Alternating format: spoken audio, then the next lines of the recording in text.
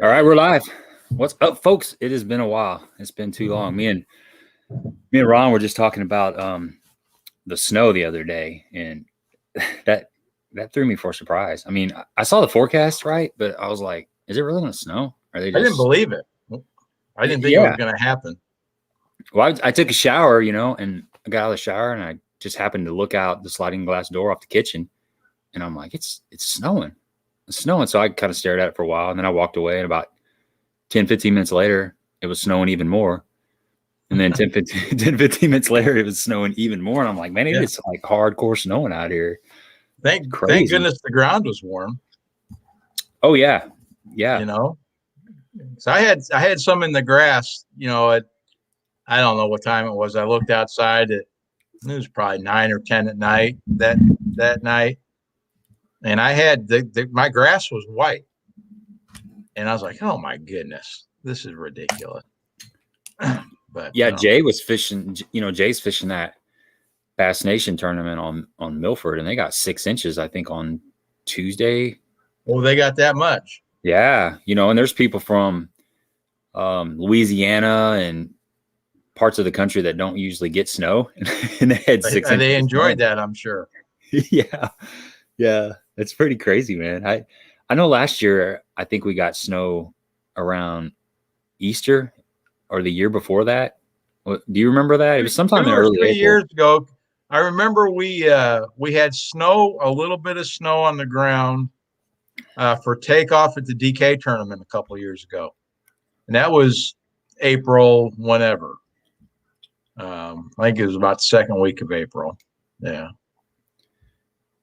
Yeah. So they can still get cold this time of year. I had back in my former life when I used to sit behind the desk, I had a client. I was talking about putting a garden in, and a client, an elderly gentleman who'd been around the block 1 or 2 more times than I had. He said, "You don't need to put that garden in yet." He says, "You need to wait till Mother's Day. After Mother's Day, you're good. But until Mother's Day, it can get cold." And ever since he's told me that, I've seen it 2 or 3 times where it did what it did the other day. Yeah, well, my wife was going to replant all her plants over the weekend, and she didn't. Thank God. Yeah. That's a great way to lose all your money invested in plants. Yeah, they're not cheap. Right. No. Let me check out some of these comments here real quick before we get going. Yeah. I saw Tom. Tom's like, let's see, let me pop this up. I gotta remember how to do all this stuff. It's been like almost 2 weeks since we did one of these. He says, "Hi Gabe, while we're waiting, who do you have on your fantasy fishing team?" Well, we're not waiting anymore, but I'll let you know. Actually, that's what I was doing on my phone. I can't even remember who I picked because I picked them last week. I've got Patrick Walters. That's a good one. That's a pretty good one. Yeah. I have Daryl Gleason, which I think he's in the 20s. And then I've got Clark Winlet and Ray Hanselman. I think they're 50 and 70, something like that. And then I have Randy Sullivan, which he's way down there. I spent last week at Tablerock, and I was leaving Wednesday morning early. And so Tuesday night, I was like, man, I better pick out my team just because I know when I get back, I'll be tired and I'll forget about it. So I just picked them out, and I actually haven't really reviewed. I knew I picked Patrick Walters, so I felt good about that. And Daryl Gleason, I met Daryl Gleason down at Pickwick. He's a pretty nice dude, and I know he's from that area, or he's familiar with that area with Lake Fork. I think he guides on Lake Fork, if I'm right, if I remember that right. But anyway, man, my team got crushed last tournament. I was doing good. I was in like, I don't know, I was in like 90. You were way up there. Yeah, I was like number 92 or something. Gary Maynard was killing it. But yeah, after this last tournament, I fell really far. I think I'm like a 93%, and I was 99. What did Patrick Walters? Well, I left the house to go to the lake today when everything was still going on. Walters was leading it pretty good. What did he end up with? I believe he had 32 something. 32. I think that's about what he had when I went to the lake. I tell you, there was a bunch of guys with 20 pounds when I left. yeah, you know, the reason I picked Patrick Walters, he was only coming in at like 9-something% ownership, and it's a live scope deal. I mean, I just had a feeling that those pre-spawners are going to be out there suspended in that timber, and the post spawners are going to be out there suspended in that timber. And you get somebody that's really good with live scope and they're motivated to find those fish. Yeah. And those are probably either post spawn or pre-spawn, either one. They're probably the females. The males are all collecting up on the bank. Yeah, exactly. Because I know they've been on the beds. I watched a live stream with your Lake Fork guide down there, Billy Lawson, and they've been catching bedding fish for a little while. So I was thinking, well, those fish are only up for 3 days and then they're back off. So there's got to be a group of post spawners that are getting out there. So I'll tell you, somebody, my boy Chad Morgan Taylor, he caught 25-15 today. He's sitting in 5th. So I was really happy to see that. I sent him a text a while ago and said, "Good job, brother." So I'm pulling for him, man. He's a good dude. Good deal. Yeah. It's nice to have someone you kind of know a little bit that you can root for like that. No kidding, man. No kidding. And then Jay Beffa. I'm sorry. I was going to say, how about props to Jay Beffa? That's what I was getting ready to say, man. Yeah. So Jay, if you guys don't know, Jay Beffa, a friend of ours, he's on the stream all the time. He's fishing the Bass Nation. I think it's a divisional down or over on Norfolk in Kansas. Regional? Mm-hmm. Okay, right. So he had a kind of a tough day. He's been spending some time over there. He's been making that trip and doing some pre-fishing. And he had a tough day yesterday. I think he caught 1 pound, 11 ounce. Well, today, and everybody's been struggling. I mean, there was one guy that had like 14 pounds. I think there might be 2 guys that had 14, but then it dropped, significantly. And he went out there, kept his head down, and he caught him 9 pounds, I think 9.14 or something. So he's sitting in 8th place. And the way that works is they take one person from each state. I'm pretty sure the top finisher from the state team. So he's on the Missouri state team, obviously, but the top finisher goes to the championship, I believe. I believe you're right, that the top angler from each state that's represented gets to go on down the line to the championship. I think there's 5. I was looking at it a little bit today. If I'm wrong, I just got the number wrong, but I believe there's 5 regionals. And out of those 5 regionals, they do the same thing. And then those are the folks that end up at the championship. And what I was curious about was how the non-boater thing works. And long story short, the guys that, and I don't know how that all plays out, but if you're a non-boater that ends up at the end, they actually provide them a boat to compete the last day or 2 on to try to qualify for the classic. So there's quite a bit of investment of time and money and thought that has went into this whole process of qualifying for the classic. And I'm glad Jay's did well today. It's pretty exciting. Yeah, I think he's about 3.5 pounds behind the guy that's leading in Missouri. So I think he's second in Missouri. So if he can go out and, the guy that was in first place, 0 today, but he had 14 pounds. So he stayed where he was at. If he can, if Jay can go out and just scratch up a few nice fish, he might move on, man. I hope so, man. I know he's been really working hard, getting prepared and doing all his homework and stuff on that. Yeah, he's done everything he can, to put himself in a position to do well, and so I'm rooting for him. I really appreciate the guy who works hard and goes out there and earns it. And Jay's definitely one of those guys. Definitely. Yep. What's up, Cody? Good to see you on here, man. Let me go down through some of these comments real quick. Cody says it snowed while he was turkey hunting. Where's that at? Man, this computer's so finicky. I don't have a mouse. It's just a click down. You know, I just kind of tap. And if you tap too hard, it like goes all the way to the bottom and you miss everything. So Cody got to do some turkey hunting in the snow, which that's pretty cool, man. I used to rabbit hunt all the time, and there was always snow on the ground when I rabbit hunted. I loved it. It was fun. Let's see. Whitewell says, "What's up, guys? The snow stuck here in Indiana. It finally melted the next afternoon. We got about 2 to 3 inches. Dang! Wow. Yeah. Yeah. It just it didn't get in the grass around here. I mean, it got in the, the soil, like in a flower pot or something. I mean, just 1/8 of an inch probably. What's up? Jeremiah's on here. What's up, bro? Yeah, it didn't stick here. It just, when I woke up the next day, it was gone. Thank goodness. What's up, Jamie? Hamilton in the house. Hamilton in the house.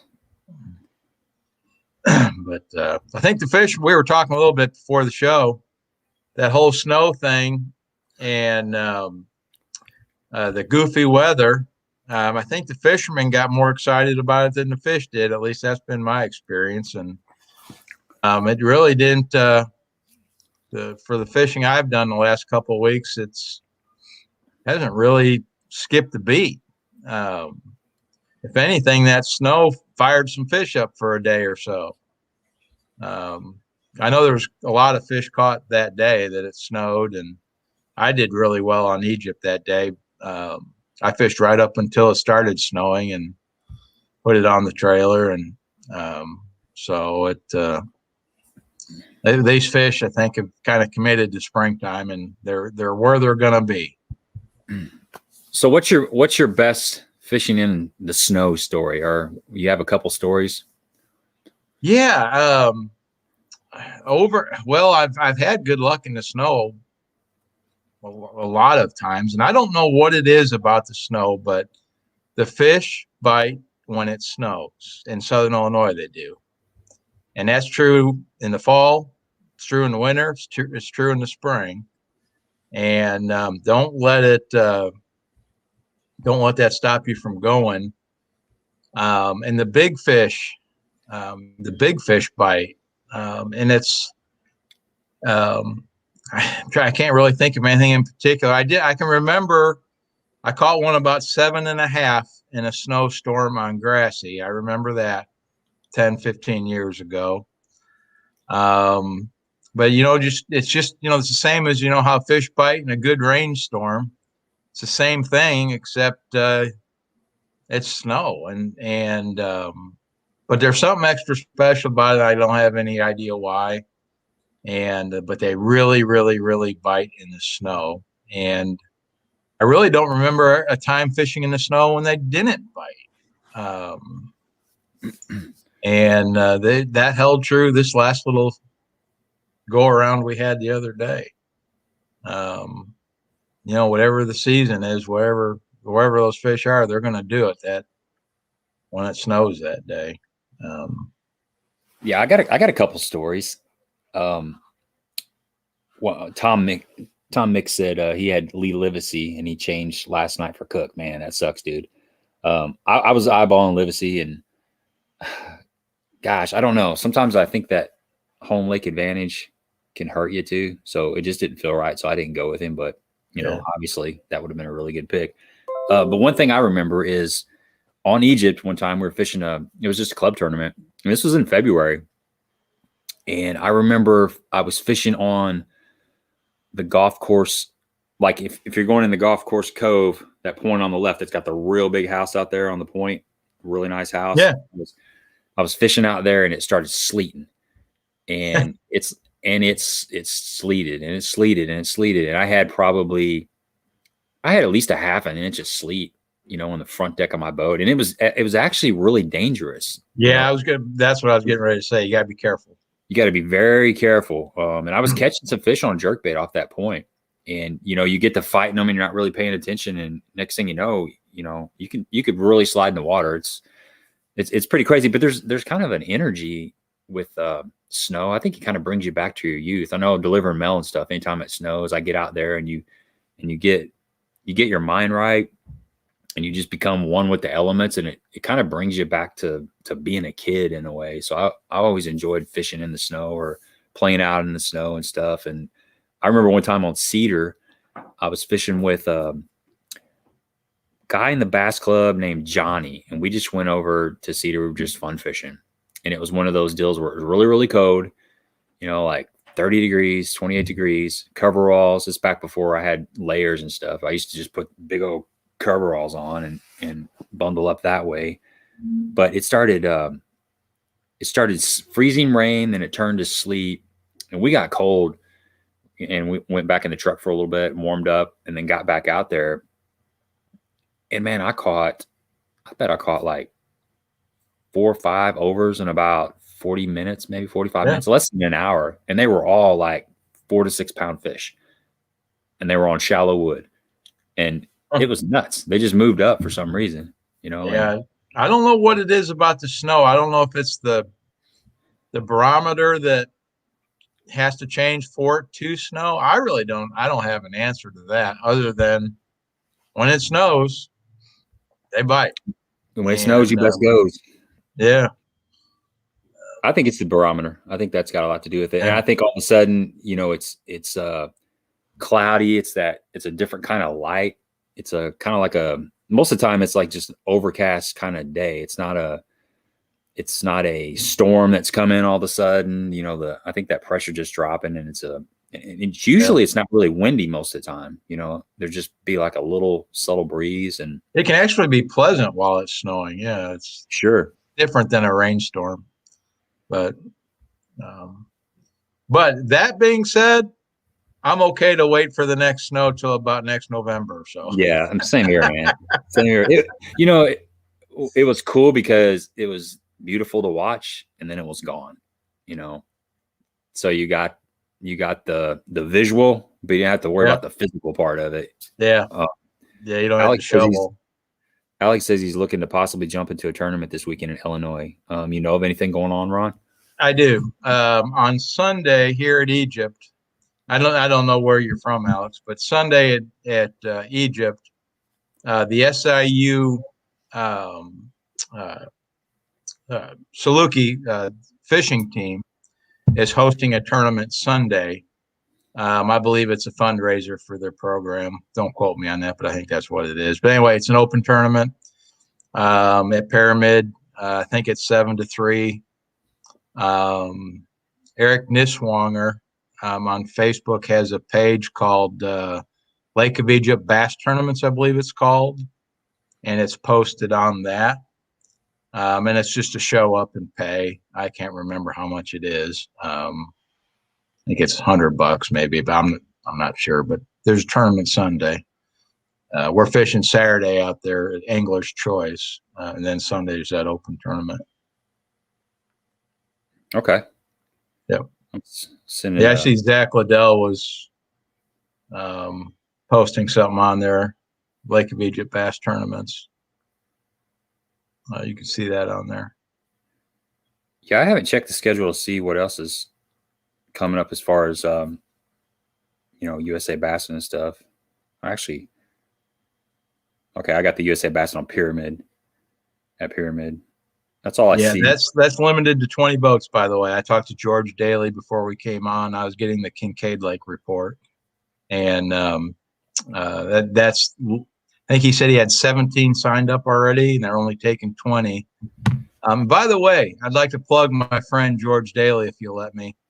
George Daly runs the Kincaid USA Bassin, and he also runs the Pyramid USA Bassin. George puts his heart and soul into running any circuit he runs. And to give an example, we've all fished USA Bass, and usually you just get if you're lucky to get a check, you get your money in an envelope and you go home with an attaboy. George puts some time into it. He has sponsors. He gives trophies to first, second, and third. He is splitting the side pot, I think, 2 or 3 ways here going forward. He always has help at the weigh-ins for pictures. He always posts pictures of the weigh-in afterwards. So if you're looking to support a guy who's trying to do it right, check out George Daly and the Kincaid Lake and Pyramid USA Bassin, and it's very well run and probably as good a tournament as you could fish for a $30 entry fee. Sounds good, man. There's a lot more comments on here than what I realized. A lot of people rooting for Jay Buffa. It's really good to hear. Yeah, buddy. Really good to hear, man. Yep. Hometown guy. Some good vibes going out there. Nothing but love for my man here. I saw a good question here. Gotta find it again. Oh, okay. Here we go. This is from Canadian Anglers. He wants to know, what's your favorite soft plastic? I love how favorite is spelled. Favorite. Yeah. Canadian. Canadian, eh? Yeah. No, glad to have you. Favorite plastic. Boy, that's a tough one, man. Yeah, it's I guess I'd have, if I had to only have one plastic and that was all I'm allowed, it would be a power worm. If that's all I could, if I could only have one. And you know, that's not having a lot of other good ones, but if I had to have one, it'd be black to boot. A black power worm would be what I would have to have. Couldn't do without that. I could have answered that one for you, Ron. I knew you were going to say that. Yeah. You can probably guess what mine is too. Any guesses? Speed crawl? Yes. Good guess. We know each other better than we thought. Those two baits will put, you know, you could literally take those two baits and just go fish 12 months a year in Southern Illinois and probably catch a fish every time you went. You know, definitely.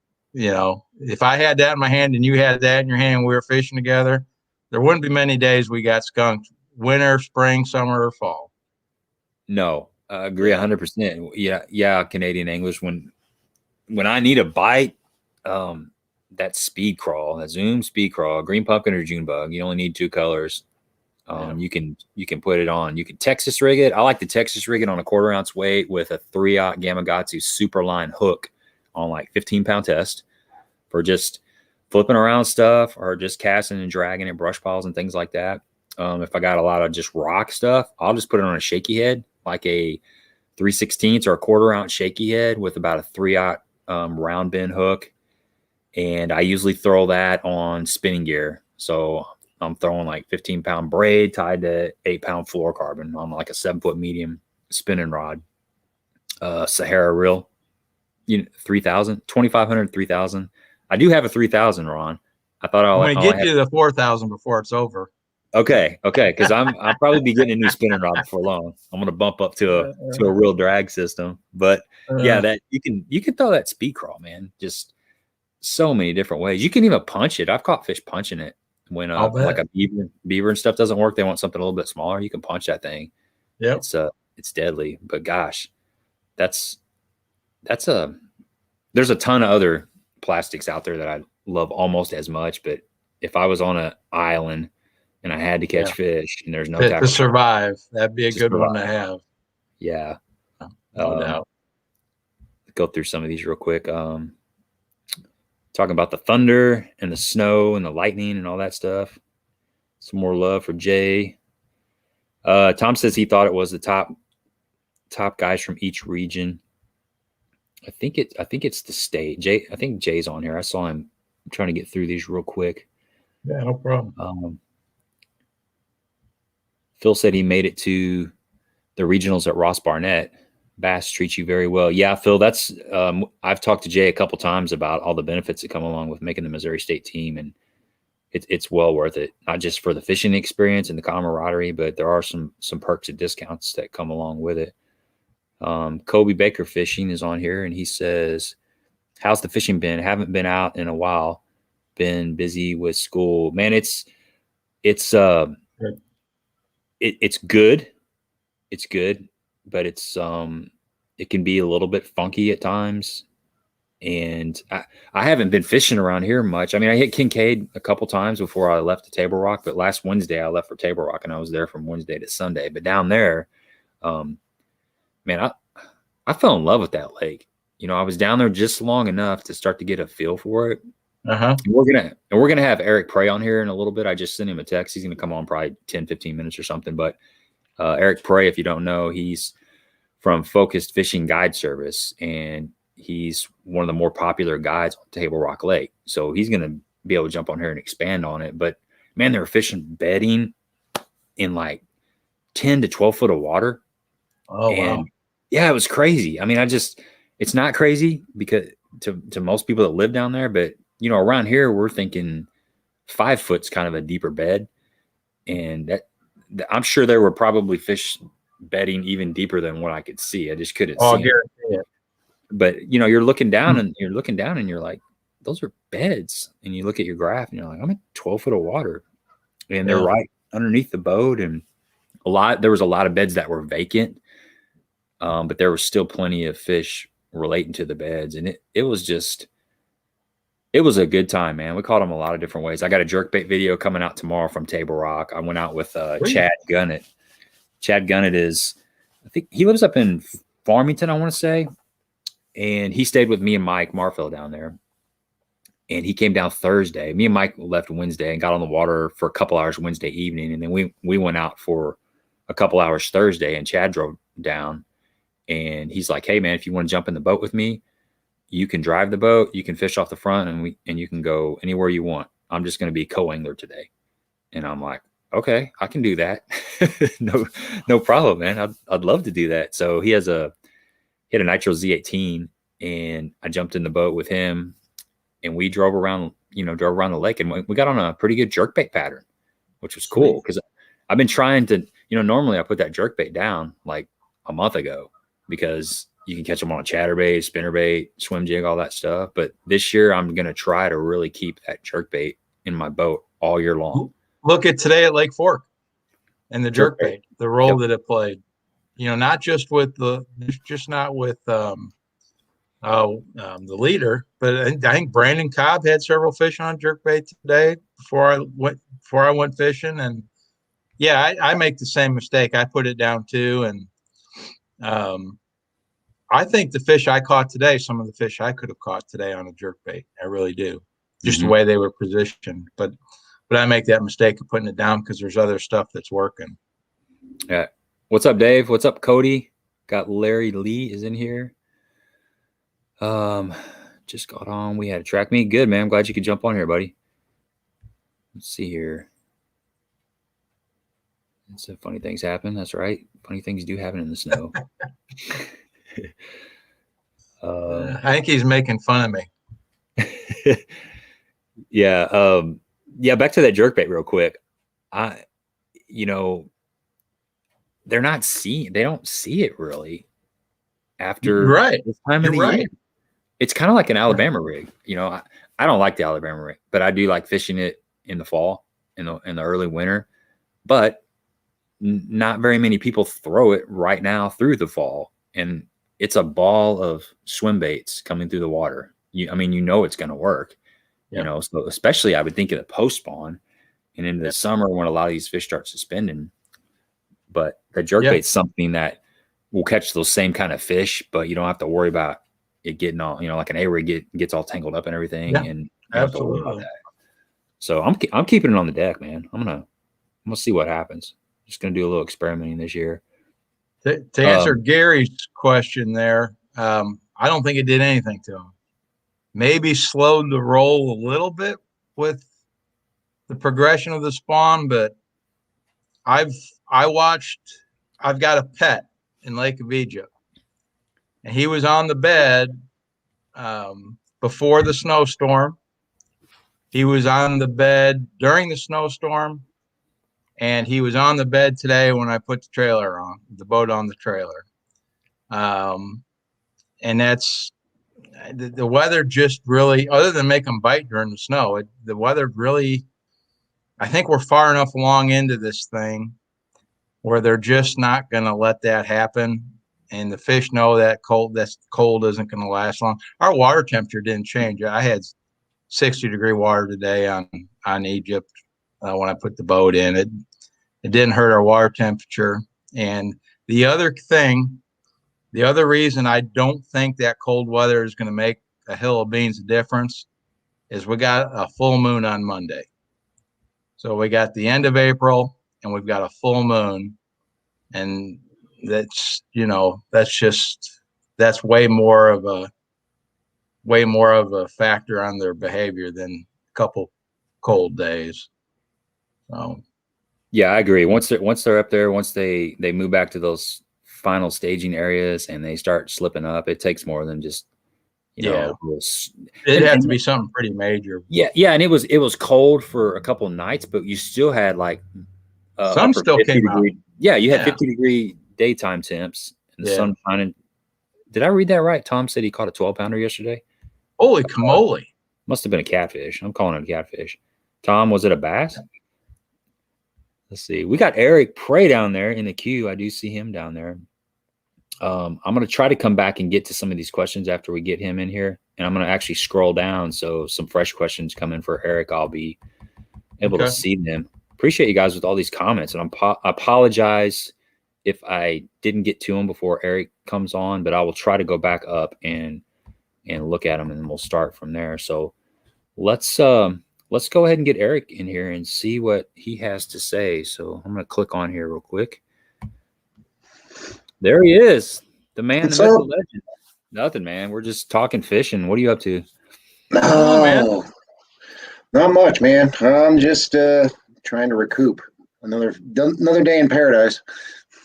Did you spend some time out in the water today? Yeah. I tripped this morning, trip tomorrow. So it's just that time of year. It's full tilt until probably the middle of August when the kids go back to school.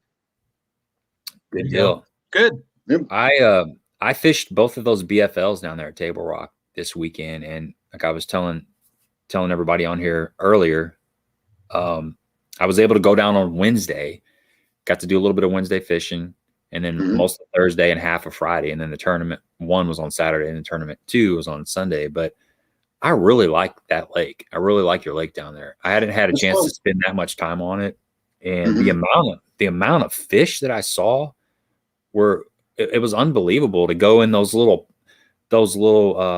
pockets, those little short pockets off of flat points and stuff, and see all the beds. A lot of the beds were empty, but there were fish on some of them, and it was incredible.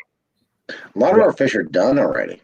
I'm already starting to catch a lot of post-spawn fish, and noticed that while you guys were fishing BFL, I was working that weekend, and we were catching a lot of post-spawn fish already. So I think we still have another wave to come up with the full moon on Monday, but a lot of our fish are already done. I think that's why you're seeing so many empty beds right now. Yeah. It was pretty. That I was thinking the exact same thing. I didn't know. I was trying to figure out if those were smallmouths and spots that had vacated the beds, and the largemouth hadn't quite moved up. But is that a possibility? Yeah. Most of them were probably smallmouth. I mean, the spots seem to spawn forever. It seems like the spot spawn starts in mid-March and lasts all the way to mid-May. I mean, we see spots on beds for 6-8 weeks. It's crazy, and part of it is we've got so many spots now. Ever since the big fish kill in 99 and 2000, when we lost a lot of big largemouth, the spots kind of thrived ever since then. And I mean, they're kind of become our dominant fish, and they spawn for a long time, and they spawn in some stupid spots. I've seen them spawn on bluffs on a flat rock that's down 7 feet, hanging over 150 foot of water. They're strange fish, and they spawn for a long time. So you can still catch spots on beds right now. I haven't seen too many smallmouth. I think they're pretty much done. And started to see some largemouth pull up. We saw a couple of decent largemouth on beds this morning, but they were really spooky. So I don't think they've spawned yet, but I think it was just the male up there kind of trying to entice the female up on the bed. Yeah, man, I caught some of those spots that I caught were, some of the 14 3/4 inch spots. They look like they weighed 3 pounds. They're so fat. Like little loaves of bread. Yeah. Oh yeah, they're heartbreakers. They're heartbreakers. You'll have a 2¼ pound smallmouth in your box or in your live well that you know measures 16 inches, and then you'll catch a 14¾ inch spot that outweighs it by half a pound, and you can't get them to measure. They're heartbreakers in a derby. That's horrible. Yeah. But I mean, we've got a lot of football shaped spots and some serious spotopotamus on the lake. Definitely. So, we were catching them. It was kind of fun. I hadn't had a chance to really do a lot of drop shotting, and the boater, I was fishing as a co-angler, and I talked to the boater the night before tournament, and he said, Tyler, drop shot, because there's a lot of that algae on the bottom of the lake right now. And if you fish like a Ned rig or a jig, you're just going to be cleaning your bait. Yep. And I was finding the same thing, the days before. And so we tied on that drop shot, and that was key. Caught a lot of nice fish on a drop shot. So yeah, when they move up shallow right now, depending on where you are on the lake, and it varies from cove to cove, but we've got a moss line anywhere from the bank out to about 8 or 10 feet. I fished at the lower end today where it's really clear. So we were casting parallel to that moss line to stay out of it. Or we were throwing a drop shot up on there, but we were fishing some pretty rocky stuff. So it was harder to fish a drop shot without hanging it up and popping your weight off and, going through a pound of lead just for a 4-hour trip. But that moss is, it lasts till about mid to the end of May, and then it starts to die off. But right now it's pretty thick. It's pretty bad. Yeah. Is that something that happens just about every year on that lake? Yeah. Yeah. Every year usually starts to show about mid-May or mid-March, lasts till the water temperature gets pretty solid around the 70-degree mark, and then it starts to die off. You'll start to see it turn brown. It hasn't gotten real bad this year. I've seen years where you'll go back into a pocket and it'll just be covered with it, and it'll actually be floating on the surface to where you can't fish those areas at all. Okay, cool. So me and Ron were talking about jerkbait fishing a little bit, and that's something that I've usually put down this time of year, because a lot of the lakes around here that we fish have a lot of grass, and the chatterbait and the swim jig and the spinnerbait kind of take over, and then flipping and pitching. But I was able to throw that jerkbait down there, and I had a couple pretty good days on the jerkbait. So, is that something that works all year long on Table Rock? Not necessarily all year long, but it tends to work a little bit later in the year than even lakes like Lake of the Ozarks. Guys tend to put that down at the end of March and start throwing a jig or something else up there. We'll still catch them on a jerkbait up until May. We do change our jerkbait a little bit. We're not throwing the pointer or the Mega Bass Vision 110, the one that has more of a subtle action. Kind of put those up and go with something more along the lines of an X wrap, or even the McStick. I mean, the McStick works all year long, or anytime you can throw a jerkbait, but something that has a little bit harder kind of action to it. When you jerk it, it darts a lot harder. The X wrap is really popular this time of year down here for guys that throw a jerkbait. You can still catch them on a jerkbait, and I mean, they get done spawning and they're going to go suspend in the trees. So we catch them on top water, or you catch them on a jerkbait, or I prefer to catch them on a fluke. That's just how I like to fish, and I catch a lot better fish on a fluke than a lot of guys do on a jerkbait.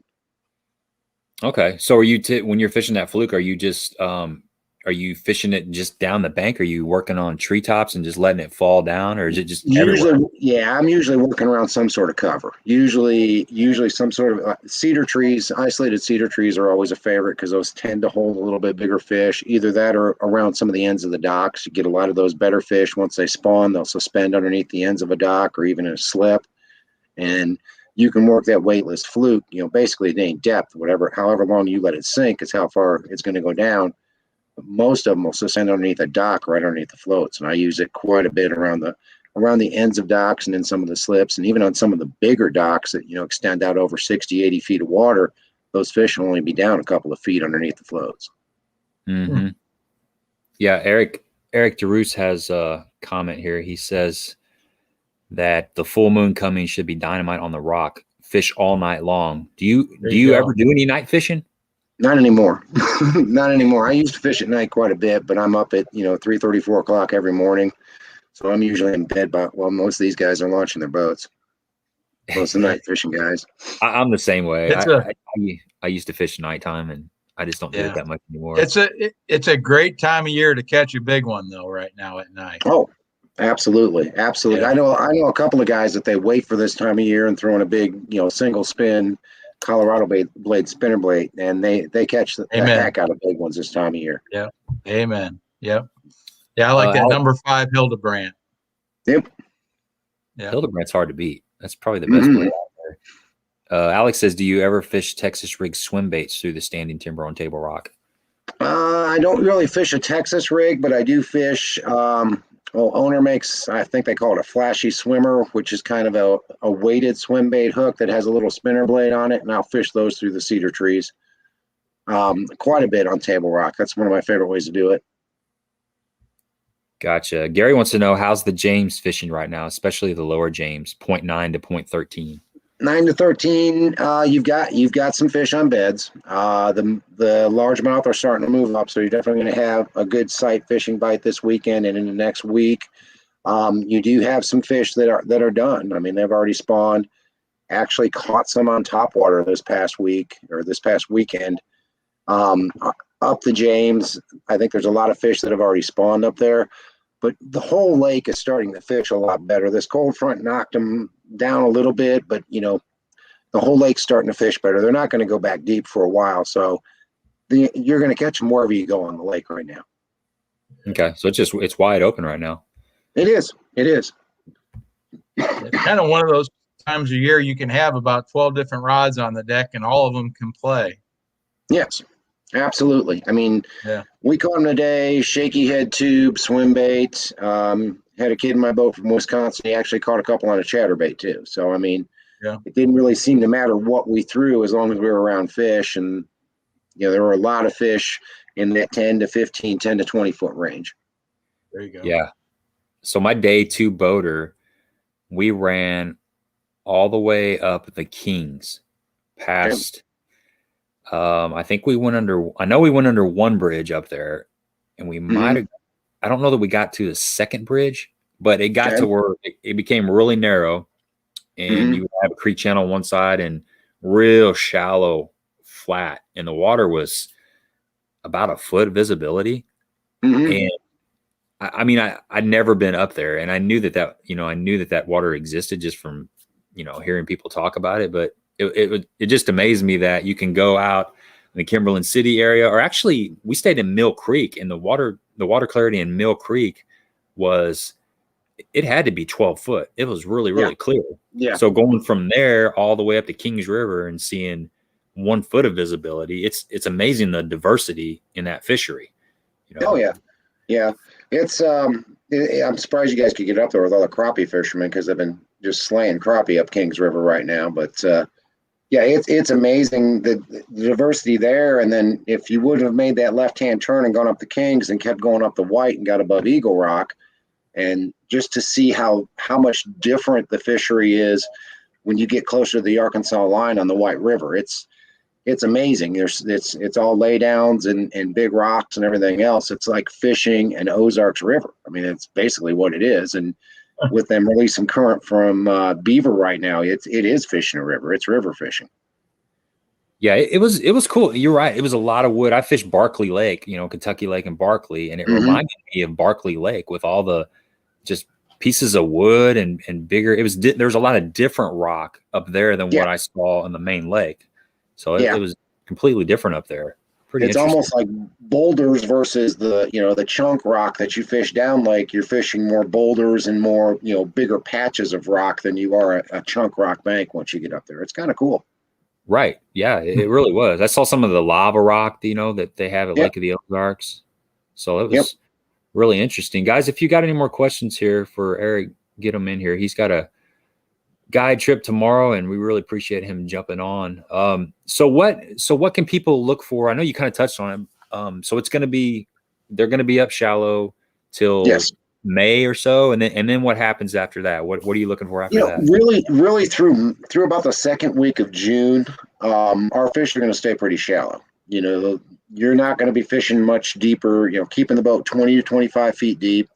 The biggest transition that's going to happen probably over the next 2 weeks is we're still catching them on kind of mixed rock and gravel banks leading in the spawning pockets. Once they all get done spawning, you're really going to start keying on gravel. and more main lake gravel than anything else. That's where the smallmouth are going to be. That's where the spots and even the largemouth are going to be. They're going to move to those bigger gravel flats and start cruising and, chasing big schools of shad and looking for bluegill spawning beds. And that'll last till about second week of June, unless it gets really hot. And then they're going to move out deep. Once our water hits about 75, 80 degrees, our fish start to move out deep. We still catch them on those gravel flats with a football jig or something like that. Or we're going to wind up drop shotting over top of them is what's going to happen about middle of June. But these next, now through the middle of June is my favorite time to fish Table Rock, because I can take just about anybody out there, put a Ned rig in their hand, and they're going to catch fish.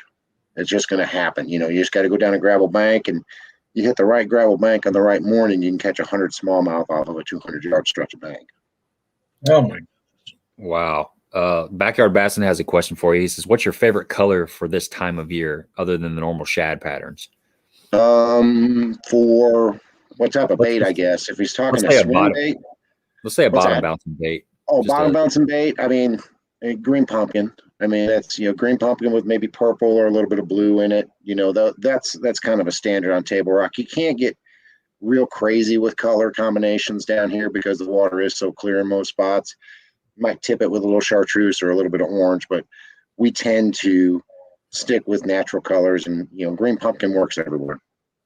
And then on a swim bait, what would be one of your favorite colors? My favorite color swim bait is going to be Pro Blue. Either Pro Blue, if it's sunny out, I throw Pro Blue Shiner. If it's cloudy out, I throw Pro Blue Red. Those are my two favorite colors. I've got, 1,000 colors in my boat right now, but those are the ones I go to most of the time.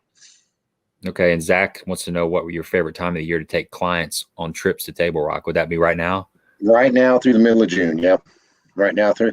I prefer to have my clients casting and doing something. I know a lot of the guides really like it when the fish move out deep and they can sit stationary and drop on top of the fish and catch them that way. That tends to get a little bit boring for me, but I prefer this time of year when they're casting and retrieving. Yeah, I would agree with that. Eric says, "Hey, Eric, it's a bit off topic, but how do you approach the shad spawn, and when does it take place usually?" Generally speaking, on Table Rock, about mid-May, middle to the end of May. Table Rock's a little different. We actually had 2 different shad spawns last year, but I catch a lot of fish on a spook that time of year. A spook or a swim bait or a fluke is what I like to throw. Our shad, because we have so many docks that stick out into deeper water, we get a lot of shad that will spawn on those deeper dock floats. And you can walk a spook along the edges of those docks and really do well. Okay. Good deal. So are there any other places to look for a shad when they're spawning, or is it just docks mainly? No, we catch them around rocks and stuff like that, just like you would anywhere else. But they're really, for one reason or another, they tend to gravitate to these bigger docks because they don't have to get as shallow. And just like every other fish on Table Rock, they like to be close to deep water. Okay, that makes sense. Alex wants to know, if he was going to Table Rock to do some flipping and frogging, where should he go? Frogging, you need to go to another lake. But flipping, I'd go either up the Kings, way up the Whites, up the James, or up in Long Creek. You're going to want to find some dirtier water and some thicker cover. Because Table Rock is so developed, wherever you get any of the housing, any of the logs or laydowns that wind up washing on the bank, the homeowners tend to drag those off so their shoreline looks pretty, and you don't really have the flipping opportunities in that, around the populated areas. You got to get up into the rivers and more away from the houses and that sort of thing. And you've got more watercolor when you get up in the rivers too, which helps the flipping bite. Yeah, Alex, I mentioned that I ran pretty far up the Kings, and it was definitely flipper's paradise up there. And then one day we ran up the James, not too terribly far, but you don't have to go too far up the James, and the water clarity starts to, get more conducive to flipping. I mean, you can get 4 foot of visibility not too far up the James River. So you get around point 12 and you've got about 4 foot of visibility, and that's only I don't know, 6 miles from where the White and the James come together. So you're probably 10 miles from Cumberland City. So yeah, you can get some watercolor pretty quick in the James. Good deal. Well, cool. We're going to let you go, Eric. I really appreciate right. you coming on here. If anybody wants to get a hold of you to do a guide trip, how can they get a hold of you? Easiest way is just go to focusedfishing.com. That's my website. You can get my number, email me there, or you can book online directly right there. So that's probably the best way to get hold of me. Just go to focusedfishing.com. Okay. Awesome. All right. Well, enjoyed your time. Appreciate it. And good luck on the water. Continue to have a continued and blessed guide season, buddy. Thank you, sir. Appreciate that. Yeah. And thanks for having me on the show, guys. All right, man. Take care, buddy. All right. Thank you. See you, man. Bye. All right. Good stuff, man. Always enjoy having him on there. Yeah, he's knowledgeable, and you only need to listen to him for a couple seconds, and you know he knows what he's talking about. And I promise you, it's nice of him to get on here in between guide trips. I know how I am, and you're wore out at the end of the day. Oh yeah, because well, right now it's good because the fish are, they're responding a little bit better. But I can imagine on a day when it's really tough, how hard you would have to work just to put your clients on fish. Yeah, and then the working, you get home, you got to redo all your tackle and get the boat clean, and it's like fishing a tournament 5 days a week. Yeah, Tom said that was a flathead. I knew it was a flathead. That 12-pounder. I knew it. I was hoping it was a bass. Yeah, me too, man. I didn't see any pictures though. There would have been pictures floating all over the Facebook and stuff. Everybody's telling Jay he needs to get his butt to bed. Is Betha on here? He's on there. He was on here. Let me see if I can. Yeah, he does need to get to bed. And if you are listening, buddy, we're rooting for you. Yeah, we're pulling for you, bro. Yeah. It's only 8:22. It's still early. I think he stays up late like I do. He's probably wound up. I get wound up. I would be very wound up. Be very hard to sleep. Yeah. Let me check some more of these questions here. Yeah, Zach, especially when you're battling those 5-footers on Mille Lacs. Yeah, I'd avoid those all I can. Trust me. Some days you can't help it, though. Oh, my first day boater had a Vexus VX20. Oh, really? Yeah. Very cool. I got to actually go on a real, boat ride, not just around Egypt. I got to go on a little bit of chop and stuff, and it did great. It was, I really like those boats. I picked mine up tomorrow. Mine's down in Tennessee at the shop, getting had a couple little things I needed done and getting all the maintenance done before I head north. So they called today while I was fishing and got my active target installed, thanks to them. And so my boat will be ready for the Great White North. Hopefully it's not the Great White North, just the Great North. Yeah. Speaking of Great White North, amateur anglers talking about the good old weather, man, being wrong. Yeah, I mean, you almost have to wake up in the morning and see what the weather's going to be like. I used to say anything over like 4 days in the future, you can't trust it. But now it seems like they don't know. 2 days or 1 day. It's got the more technology, the further technology has come along on predicting the weather. It seems like the worse it's got. I've always threatened to send the weatherman a window for his office. That's classic. I just thought it might be a good addition. Oh, that is cool. That's a great idea. Yeah, Eric says, ever notice how peaceful it is, how quiet and peaceful it is fishing in the snow? Yeah, definitely. I'm trying to get through some more of these and get caught back up here. Alex says he hasn't been on Egypt in over a year. Nothing's changed. Nothing's changed. No. Starting to get a little bit more grass, maybe. You starting to see some grass over there? Well, I haven't been fishing in a couple of those areas. So I can't say like I went and looked at it today, but in general, there's a few spots on the lake that the grass are growing again. I hope, the water's clear right now, relatively speaking. We haven't had much rain in the last couple of weeks, anywhere around here. So the water's clearing up and the water's been level. stable.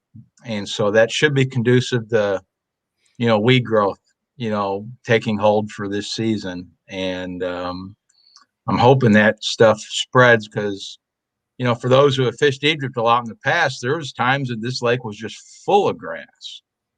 And that's when the fishing was the best, naturally, and we're getting some areas with some grass again.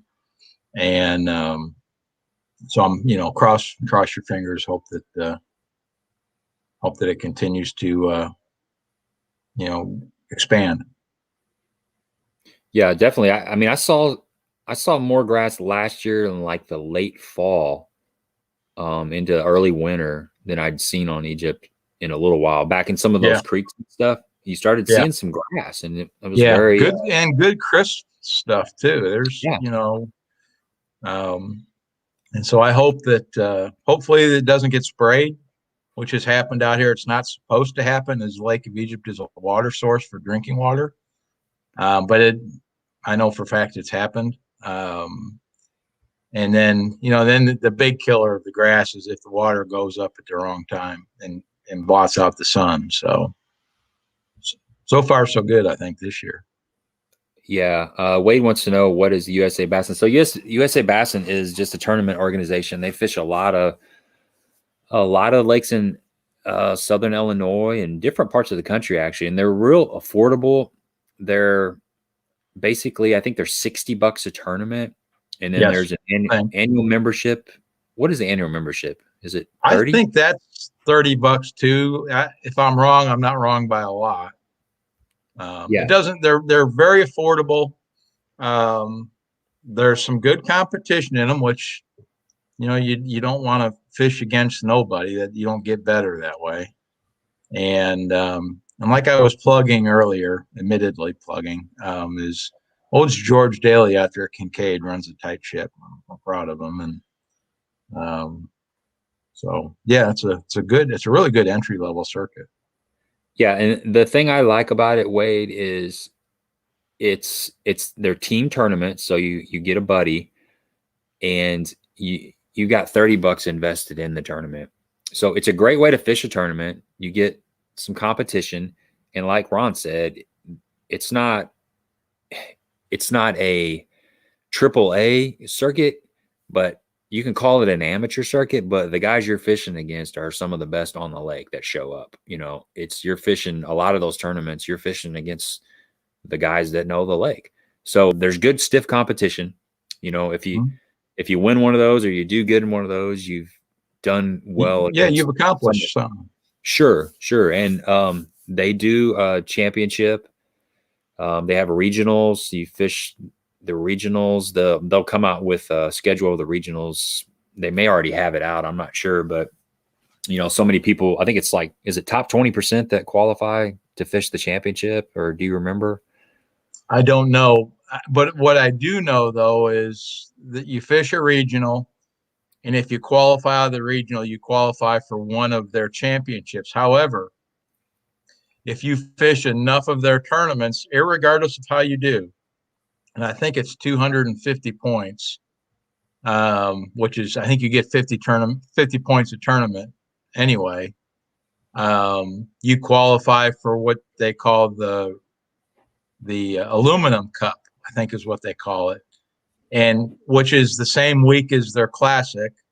So you can fish a classic irregardless of how you do during the season. So you got your pet there, buddy. Yeah. I don't know what his name is. My daughter actually made this. He's real quiet. Doesn't eat much. No fleas. No fleas. Alex said he caught an 8-pound 7-ouncer on a pit boss in Illinois 2 weeks ago. Man, that's a pig. That's a pig. Full show. Let's see. Mike said, oh, actually, I missed this one. Amateur Angler says, what's your favorite crankbait? What's your favorite crankbait, Ron? I'll go 2 seasons. I want to be old school on one of them. In the summertime or the fall, it's a man's 20 plus. And I was fortunate to get on that bandwagon kind of when the deep crankbait thing was just starting to be a thing back when Paul Elias was kneeling and reeling, if anyone remembers that. Oh yeah. Paul Elias kind of put the Man's 20 Plus on the map. And then after that, I'd probably, a lot of guys will say square bill and stuff, but I kind of like a trap, a different version of a trap here and there for when that's right. Kind of my two cranks that I enjoy the most. Well, I just happen to have a box. It's funny that he asked this question. I just grabbed a box from my co-angling bag over the weekend, and I just put some of my favorite crankbaits in there for all occasions. And so I'll just give you several of them real quick, not to confuse anybody, but let's see. We'll start from the pre-spawn period, kind of actually a little bit before we're at right now. But when they first start to kind of move up, the DT6 is hard to beat. The demon color is the water's typically stained right now. I mean, that's probably catch fish right now. We catch fish right now. I think it works all year long. It's a flat-sided balsa crankbait, and it's, it gets down there around 5 foot on 12-pound line. Even though it's called a DT6, it doesn't really get down to 6 foot, in my opinion, unless you just make a super long cast. But this sucker is deadly. Another color that I really like, I don't have it in this box, but it's one called Old School. That's one of my favorite ones. Helsinki shad. They got a lot of really good colors in the DT6. The DT10 is another one that I'll throw about the same time that I throw like a rock crawler. This is a spring crawl rock crawler. This right here, wiggle wart, but it gets down a little bit deeper than a wiggle wart. Just this thing cast. I think it casts better than a wiggle wart, and it definitely gets down a little bit deeper. Just it comes through the rock really good too. It's got a little bit different bill action, and they got like 100 colors in this. But this color right here has been a really good one, for me. And then I've seen it work. Yeah, it is. It's a good one. And then I'll kind of be throwing this one around at the same time, especially around Kentucky Lake. If you guys fish Kentucky Lake and you don't know about this one, it's just a staple, and you'll notice that it's that spring crawl color. If I can get it loose here. But this the Little John. This is the Spro Little John. It's flat-sided crankbait again, and it's got that tungsten rattle in there. And it's actually, let's see, Mike Russell was telling me what's inside of this thing, and it is, I want to say it's like a putty that's got tungsten dust on the outside of it. So that's why it's got a thud to it. It's a softer, like kind of thudding sound to it. It's a little bit different, but yeah, the Spro MD is a good one. And then around the same time, the Fritz side crankbait has gotten really popular, and it's a killer. It's deadly. This is I believe this is called honey shad. I started throwing this around last fall. I kind of got late on the bandwagon, but it's worth the hype. I mean, it's another flat side crankbait. It's got a different action than the other ones I showed you. Obviously all crankbaits are going to have a little bit of different action, but this one's, it's unique. It's a very unique action, and I can't really describe it. You just have to go out and throw it. But this is the 5, and then this is the 5 biggin. So let me hold these up. You can see the difference in the crankbaits.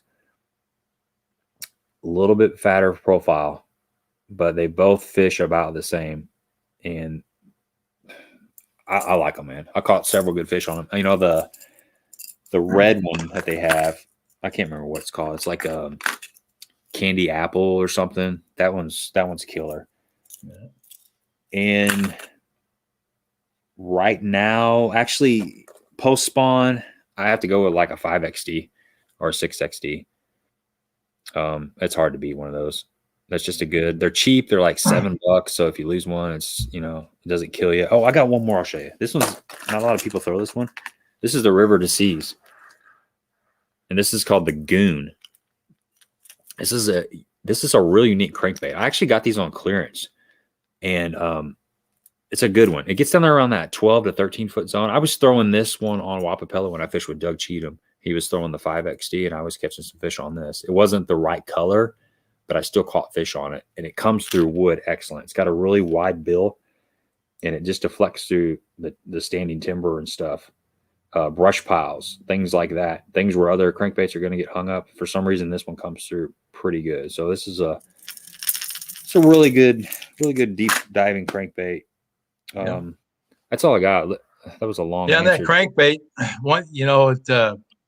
as far as the deep side of the crankbait game, the only thing I'd like to add is don't forget about that this time of year. Case in point, Lee Livesey today, I think I watched catch 2 over 5 on a crankbait, deep diving crankbait today on fork. And I know for a fact it played on Douglas in the Open in Eastern Tennessee last week or 2 weeks ago, or whenever it was. But the deep diving crankbait gets forgotten a little bit about in all the fray of all the shallower baits, which are all good ones, which Gabe showed. That DT6 case in point is, that's as good as it gets. But don't forget about the deep crankbait game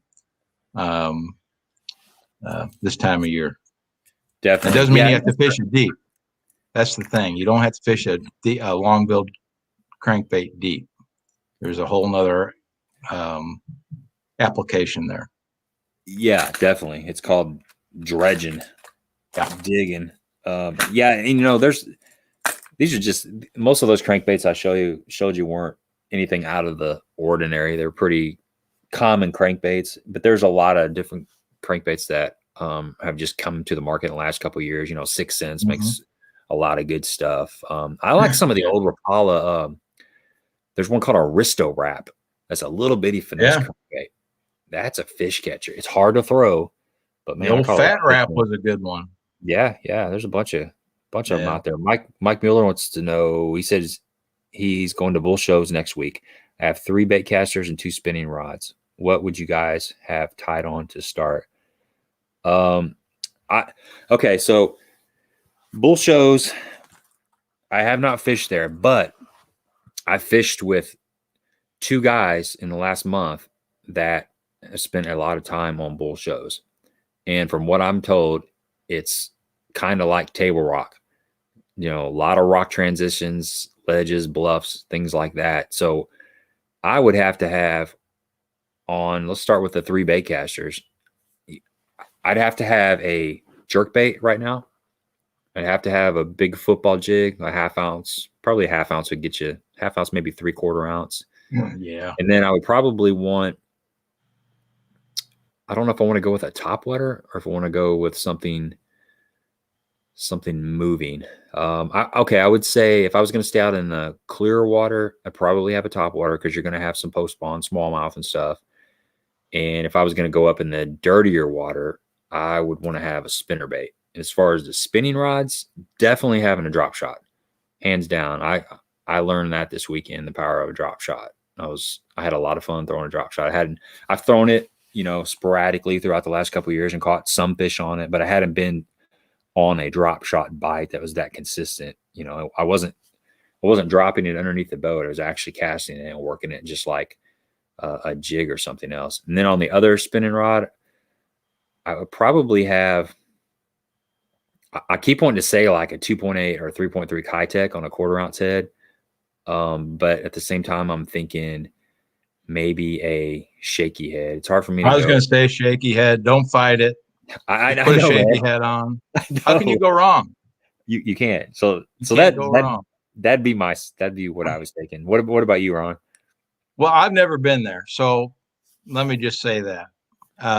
But if you're going there next week, it's supposed to be close to 80 degrees Monday, isn't it? Yeah. So that being said, you got spawn to deal with. That's going on all of our lakes. So that drop shot is probably going to be pretty high on the list. If they don't have algae, again, I know nothing about the lake, but if they don't have the algae, I would have a Ned rig for that fish in those rocks for the spawn. Those are our two key players in the rocks on Mille Lacs during the spawn, or can be. Or you could a swim bait, a smaller swim bait on a spinning rod would be good too. As far as the bait casting, if you're in the dirty water, I don't know how you this time of year couldn't have a spinner bait tied on.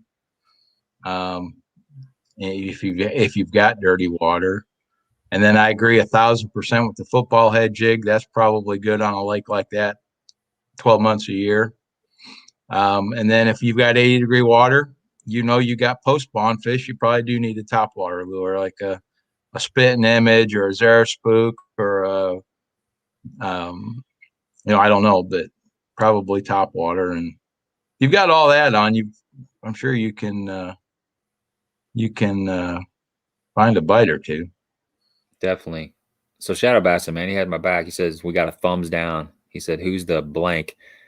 Well, it's probably got something to do with the lizard. There's a certain group of people out there that have a phobia of lizards. So I'm sure it's a free country. Hey, a thumbs down and thumbs up is still the same thing. It still counts towards the channel. So thank you, sir. It helps helps the cause according to YouTube, doesn't it? Yeah.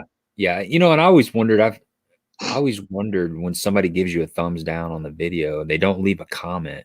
A lot of times they don't tell you why they gave you a thumbs down. And to me, that's more disrespectful than the thumbs down, because as a content creator, you want to know, you want feedback. You want to get better.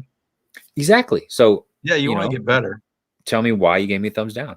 Did you, was it clickbait? Which, I have a hard time thinking that my stuff's clickbait. I don't do any fancy thumbnails or anything and try to pull people to it just from, the thumbnail. So I don't think it's that. So is it just, it wasn't what you're looking for? And you know what I'm saying? It'd be nice just to have some kind of feedback on that. But bottom line is it still counts as some kind of interaction. So, it is what it is. I'd rather have a thumbs up, and I'm okay with the thumbs down. Wow. We've been on here a little bit. Let's speaking of fishing reports, let's go ahead and give a little bit here on the fishing report. Guys been on here pretty patiently. Yes, let's do. I called I haven't been on Kincaid lately, but I called George Daly, who I've talked about, puts on the tournament over there at Kincaid. And fishing is, first of all, I've been on Grassy, Cedar, and Egypt in the last, intermittently in the last 2 weeks, and the spawn is on. I don't think that's a secret. All of our lakes are probably at a little bit different phase of it, but I would say all of our lakes probably have a mixture of all of it going on. And there's been a lot of fish that have spawned over here at Egypt. George reported seeing fish on the beds last weekend at Kincaid. But he also said a lot of the fish that he weighed in were pre-spawn fish. And they had several. I think he said, I can't remember what he said. It was 15 or 20, like 4 and 5 pound fish that were weighed in. And up to, I think Big Bass was 6 something. He said a lot of those looked pre-spawn. So that was last week.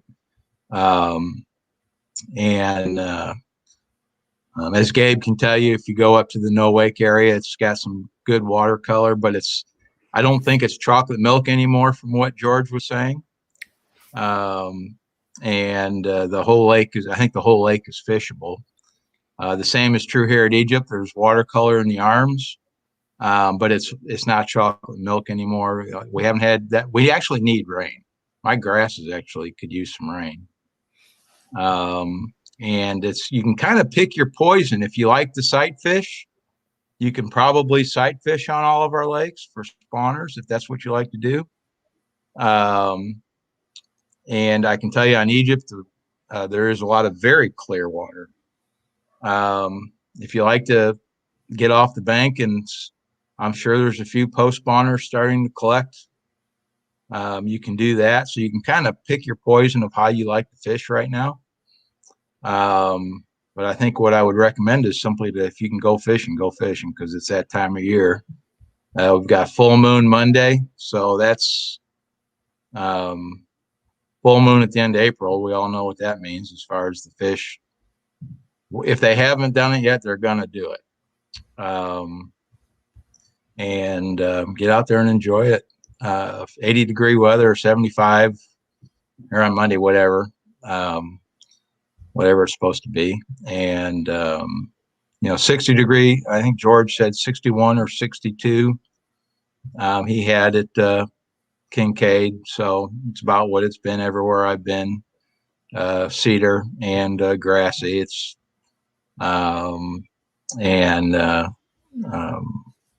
it's happening. It's just time to go fishing. It's pretty much that simple. It's not that complicated right now, which is good for me. I don't do well when it's complicated. I got to give a shout out to somebody I just now saw in here. So this is Ronan. Ronan and Alec and their parents or their dads, their fathers, stayed in a cabin right next to me and Mike on Tablerock Lake. And Ronan and Alec are high school fishermen, high school anglers. They're on a high school bass fishing team. They are, I think they're about 16 years old. And Mike has kind of been giving them some pointers and working with them a little bit. And one of the things that Mike recommended was to join the BFLs as a co-angler to fish the Ozark division. And so that's what they're doing.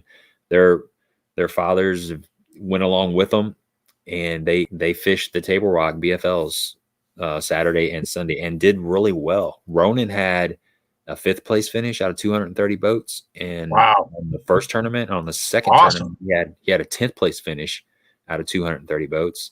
He's going to start to think it's too easy. Yeah. And Alec had a 20-something place finish. So they killed it, man. They did really, really good. I had a great time hanging out with them. I actually sat down and did a video that I'll be dropping here sometime in the next couple of weeks, where I just kind of discussed, it was kind of a live stream type format where we just discussed the future of high school fishing and younger anglers getting into fishing, just that kind of stuff. So that's going to be coming out sometime soon. But great guys, man. We had a lot of fun. It was a very memorable weekend. Great parents. We barbecued like 3 nights in a row. We had, what did we have? We had deer brats that had bacon wrapped in them, and filet mignon, bacon wrapped filet mignon. And really, yeah, it was a good time. So shout out to Ronan, man. Continued success, and I'll probably see you at Truman. And he's killing it, man. So he was throwing a big glide bait. He caught a 4-something pounder and a good solid 3-pound largemouth on a glide bait out of the back of the boat fishing bluff walls. So that's pretty clutch, man. It's pretty clutch. That's that new mindset, man. Just not knowing any better and just playing around with new stuff and learning it and throwing it and catching fish behind your boater that didn't see anything like that going by before them. Yeah. So good stuff. Also, somebody was wanting to get, you kind of touched on the Cedar Lake. Did you touch on the Cedar Lake? Yeah, it's I was there. Yeah, it's a little dated. I was there about 5 or 6 days ago. The creeks, there was more dirty water in the creeks at Cedar than there are here at Egypt. There was pretty good watercolor. I was all the way back in Clay Lick and behind the boat ramp at Pomona, and it had pretty good. It was 5 days ago, so okay. I'm sure it cleared up some, but it had good watercolor. The type of watercolor, it wasn't too dirty, but you felt like you could get close to an object and fish it and not spook the fish, if that makes any sense. I caught some really nice fish that day, up shallow, naturally in that watercolor. I did not fish deeper in the clearer end of the lake, so I can't really comment on that too much. Yeah, Cedar. It's the one thing now, if you find an area where there's a bunch of spawners and they're kind of spread out, that is what it is. But if you can find some fish that haven't spawned yet, if you do get a bite, stick around a little bit. There's still some groups of fish in parts of the lakes that, it's where they haven't all spread apart yet. And there's still some groups of fish, and if you can stumble on them, there's not as many as there used to be. A lot of them are spreading out, but if you catch a pre-spawn fish, especially, stick around and see what else is around. Yeah, we've got that full moon's coming up, I believe, on the 26th. So there's going to be another wave pulling up. So you already got a lot of fish shallow. There's going to be some more fish moving up shallow, and then we got a new moon. There's a new moon in May, and then the full moon late May. So that's a possibility as well. But there's going to be this next month. There's just going to be a bunch of fish crushed up shallow, and the trend is shallow, no doubt. Yeah, and that's going to be all of our lakes. Not that you can't catch a fish offshore, because you can, but the general population, so to speak, the higher percentage is definitely going to be shallow. Yeah, Mario hasn't heard a thing. Mario said he's going to Egypt this weekend. The cold snap hasn't heard anything. Okay, gotcha. Cody wants to know, did I fish all over Table Rock, or did I focus on the White and James, Mid Lake, or lower end? So we put in at What's Up Dock, that cove, whatever that is. It's basically on the other side of the bridge from Cumberland City Marina, I guess it is. I'm not super familiar with the names of the coves and stuff, but right there by the bridge. And I fished the first day. We fished kind of in the James, the Kings, and the White, that little stretch right there. In practice, I ran up the James and fished not too far up the James, just 6 miles. I think Eric was saying, like the 0.9 to 13, something in that area. And then one day we ran up the White and fished by Big Bay, I think it's called, which is a really cool area. There's a lot of secondary points in this big bay, and that was fun. There were fish up there. We fished Ants Creek, which is right up the James. And the second tournament, we ran all the way up the Kings River, like 40-minute run, first thing in the morning, going 72 miles an hour in a single console Nitro Z20, which, by the way, you catch a lot more wind in that Nitro than you do in that Vexus, because the Nitros sit up. They're more of a proper riding boat.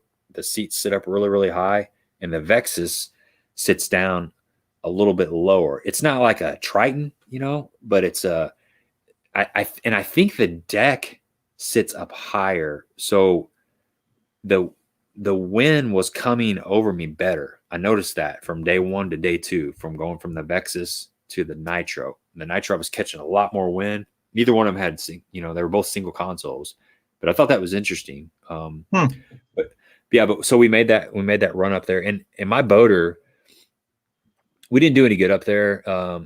Probably one of the toughest things to do as a co-angler, and I really experienced this fishing back-to-back tournaments, was having such a good tournament day, like having such a good day one tournament. I finished 13th place out of 230 boats, had an excellent, awesome boater. Dude was great. Couldn't ask for a better boater. I mean, he was really, once he got his limit, he was really trying to put me on fish. He had live scope, and he, towards the end of the tournament, he was saying, hey, there's a couple fish sitting out here on the bottom, make this cast. He was really trying to get my limit. And so the second day we made that long run, and we were passing all these types of areas, not necessarily the same spots that I'd fished on day one, but the same kind of spots, bluffs, bluff ends, shallow points, flat pockets. Having been there for a couple of days, just knowing that that's where the majority of the fish were.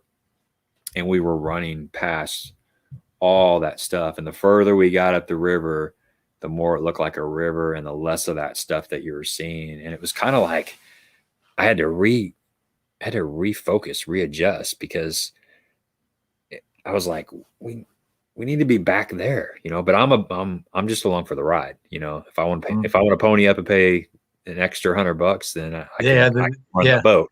But in my mind, I'm like, man, we can get a limit right there. I promise you. If we just go to that bluff end, there's some spots over there, some 15, 16-inch spots over there. But we made that run, and it was cool to see that section of the lake. I'd never seen it. So, I enjoyed that. I didn't weigh any keeper that day. I caught some right there, 14 and 3/4 inch spots and stuff. In fact, I kind of got I kind of got mad about midway through the day, and I turned off my chesty. And you know, I'm not saying I got spun out, but I just felt like I don't know. It's hard to explain. We had a bunch of rain, so I had my rain suit over my chesty and stuff. And then after that, I never broke it back out. He had 3 small keepers, but it was just it's kind of long winded what I'm saying here, but I guess the gist of it is that it's tough as a co-angler to have an idea of what you think is working and running away from it, and then have to refocus and fish what's in front of you. But were you chasing largemouth more or something? Yeah, he was fishing. We were fishing really flat stuff, kind of places like I would think they would be in the fall. And he'd caught some fish up there a couple days prior to that. So there were fish in the area, but I think those were, you know, it's kind of like those places where they're so far up that they're resident fish.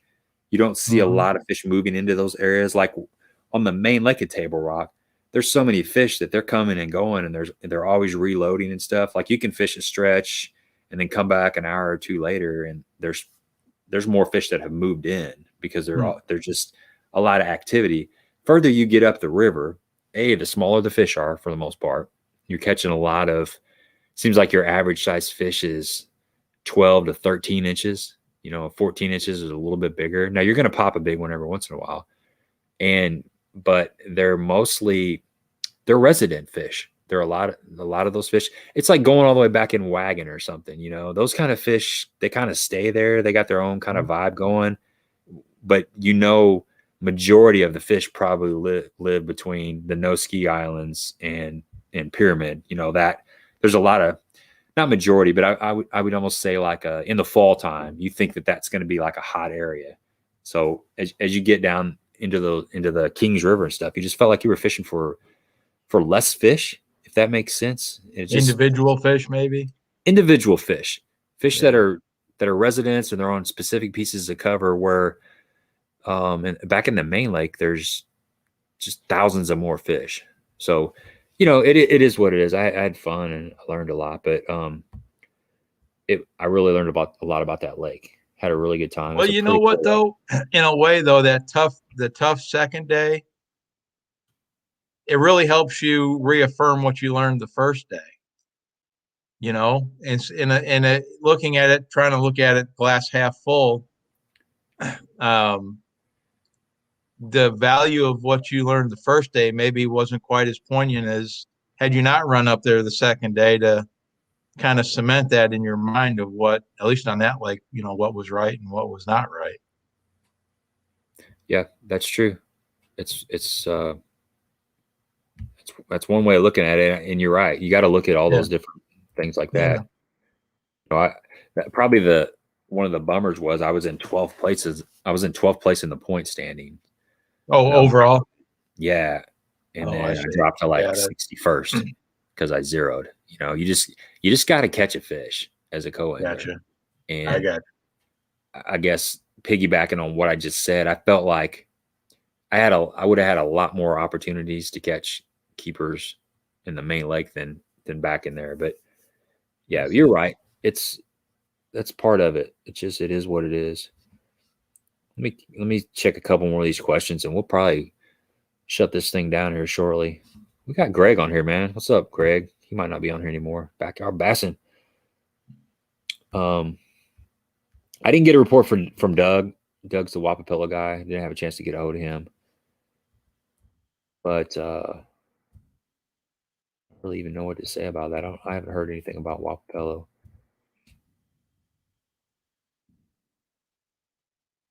Scrolling out through these comments real quick.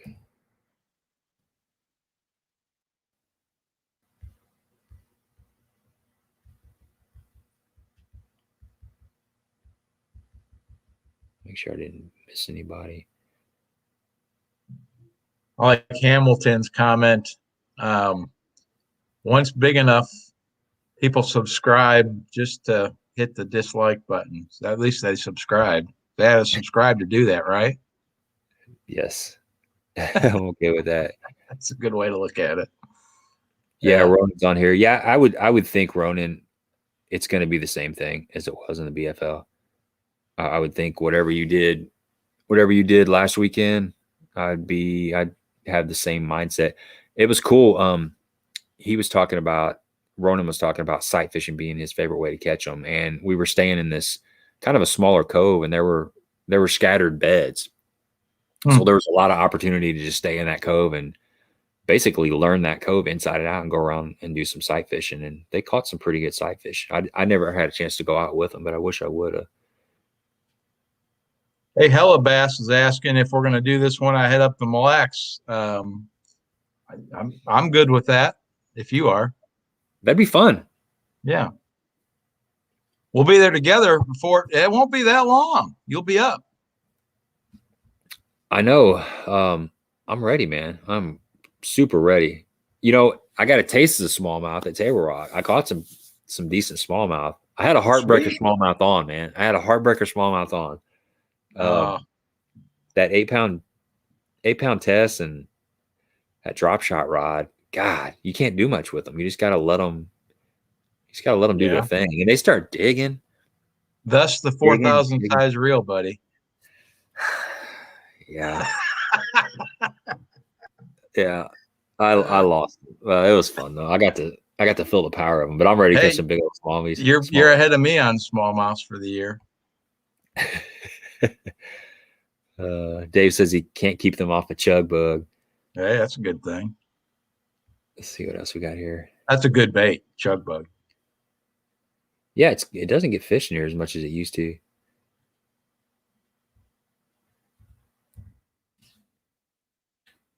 Oh yeah, here this is for you right there. I don't know what he's talking about. Yeah, I don't know. I've never fished grassy at night. No, I lived out there. It's when my daughter was playing ball and I was coaching. It's the only time I could fish. I didn't tournament fish I maybe fished a few, but mostly I just fished at night for about 10 years. And we were talking about that deep crankbait. I bet you I've got dredge marks in the bottom of a little grassy from throwing a deep crankbait at night. Yeah, I do. Yeah, I said Dave said he's going to find mine. When I fished with Dave Helms on Marion Reservoir, I lost one of the Frittside 5, the big uns, and it was right before I was going to Kentucky Lake. Yeah, and it was on a lily pad stem, and he said he's going to find it. It's down there. It was one of those deals where I couldn't quite reach it. You know, it was just like, I don't know, about 6 inches too deep, and I broke the pad stem on and off, and then it was over after that. Gary wants to know what plastic was I throwing on the drop shot last weekend. I was throwing a robo worm.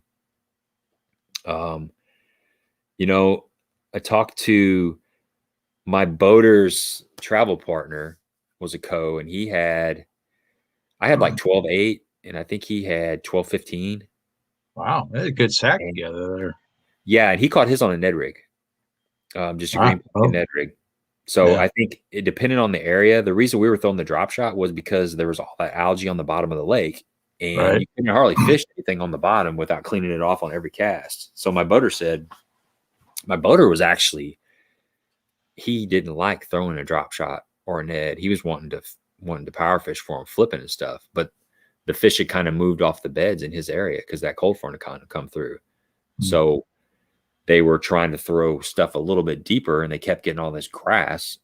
And he finally tied on a drop shot. Of course, he's from bull shows. He fishes bull shows, so he's no stranger to the drop shot. But that drop shot, obviously, it keeps your bait above that algae, because that moss is only growing up just an inch off the bottom. So you drag a jig or something through there, and it's a pain in the butt. But you can drag your little weight through there, and that worm's right there. And plus, you know, I was really watching him because he was pretty good with it. And, you know, he was doing a lot of like shake it a couple times and then just kind of pull a little bit and then roll up your slack and kind of hold it and then kind of shake it a little bit and then pull it. So I started doing that. And what I was envisioning is it was a cloudy, overcast day. It was windy. It was raining. So you couldn't see the beds really unless you got really, really shallow. But we were staying out off that stuff, fishing these flat banks with kind of pea gravel mixed rock. And I was envisioning dragging that little drop shot worm, that robo worm, into a bed and just kind of shaking it, you know, and then as I pull it, roll back down.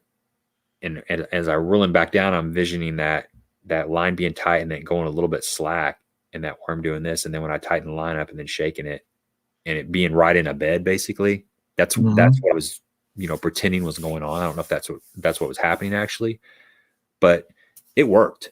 It was just 4.5 inch or 6 inch robo worm, either one. So there you go. I like the drop shot, man. I'm a fan. I like punching too, but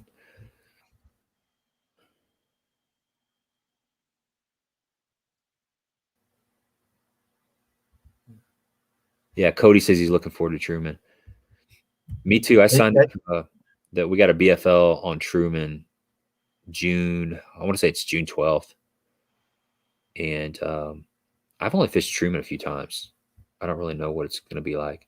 Yeah, I don't know anything about Truman. The only thing I've heard is the water can change a lot level wise. Yeah.